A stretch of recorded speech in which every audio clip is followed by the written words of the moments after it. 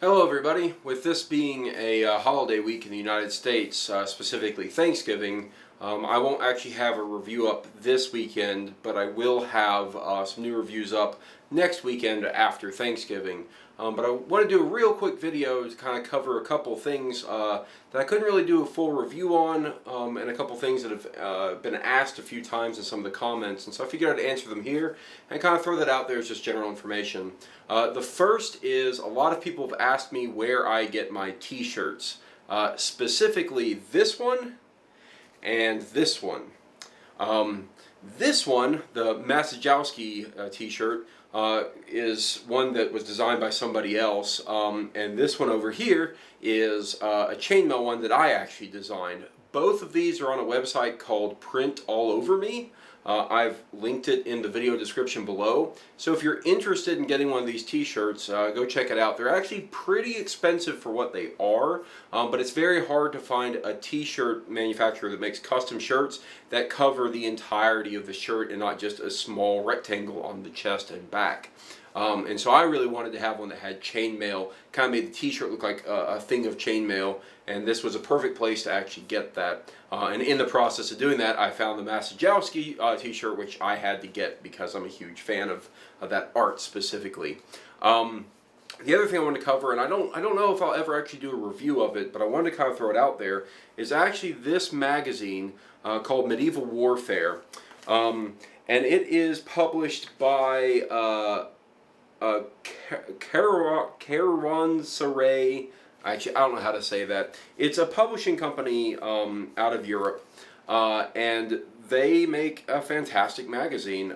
It's very, very specific to medieval warfare, so there isn't a lot of just more general medieval history, although they do cover some of the politics that go behind what happened leading up to battles, and they talk a little bit about the power struggles.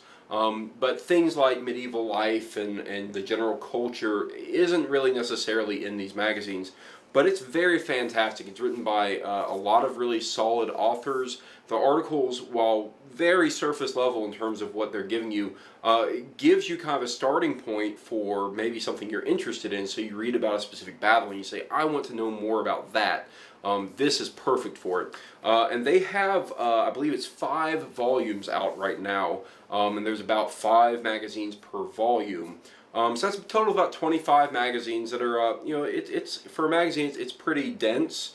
But I really like it because not only do they have really fantastic artwork on the inside, but again, the content itself is very solid. And there's not a lot of what you see in a lot of magazines, a lot of filler. It's a lot of text. But it really is. It's a fantastic magazine. And not only can you get it in a paper version as an actual published magazine, but they actually have digital download versions as well that are actually about half the price. And you can throw that on a tablet and go read it as kind of a PDF format. And that's actually what I started doing because the import cost just to pay for the shipping of getting these in, I feel like the digital version is better for me. Although I do have a subscription to the actual trade paper version, so as they come out I will get them. But I'll probably keep picking them up on digital. And I'm a huge fan of this magazine, and while I don't really know how I do a review of it, I will say that I highly, highly recommend this magazine to everybody. It's really good. And then just as kind of a channel update, I've got a lot of new swords, and I got a lot of new weapons. I kind of went crazy the past couple weeks and picked up a lot of different things, so I have a lot of weapon reviews in my future. But I'm also going to try to be a little bit better about reviewing other things. You've seen I've done some statue reviews, and I'll probably go back and start doing book and movie reviews as well, because I don't want to just be focused on arms and armor, although that is one of the main things I really enjoy. And finally, shortly after this video goes up, I will be posting a video of what I was actually doing this weekend, specifically yesterday. One of the reasons why I haven't had a chance to sit down and actually do another review video. I went and saw a friend participate in an SCA battle. I'm not a member of SCA, and I thought it was interesting to actually go see what they do and kind of the warfare game that they play. And it was pretty neat. It was really awesome watching basically about 100 people really clash and go at it, you know, in different forms of armor, with, you know, their stand-ins for swords. And it was really neat to really watch them all really intensely go after whatever they were going after in the different battle scenarios.